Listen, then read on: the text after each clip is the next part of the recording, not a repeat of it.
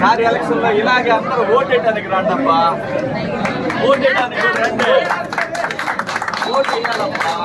మీరు ఎవరికైనా వేసుకోండి, పలానోడికి ఏమని నేను చెప్పను. ఓటు వేయడానికి రండి, ఓటు వేయాలా, మంచి వాళ్ళని ఎన్నుకోవాలా. పలానా వాళ్ళకి ఏమని నేను చెప్పను, ఎందుకంటే నా సినిమాలు అందరూ చూడాలి కదా.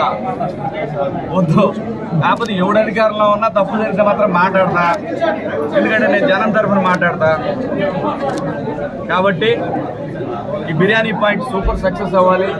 మనోడు ఇంకా తిరుపతిలో 4-5 పాయింట్లు, పక్కనే నగిరి రోజా గారి కాన్స్టిట్యున్సీ ఆడవ point, railway Gudur Srinivas point, ఇట్లా మంచి అభివృద్ధి చెందాలని మనస్ఫూర్తిగా కోరుకుంటా ఉన్నా.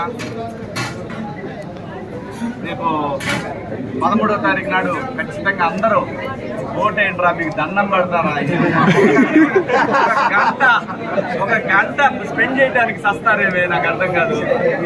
మీ హక్కు, మీ పిల్లల కోసం, వీళ్ళందరి కోసం మనం ఓటేసేది. ఓటేయడానికి రండి. నేను అక్కడ కాకపోతే ఏమవుతుంది అనుకుంటారు, బిర్యానీ పాయింట్కి వచ్చి ఓపెనింగ్ వచ్చి తిన్నట్టారా.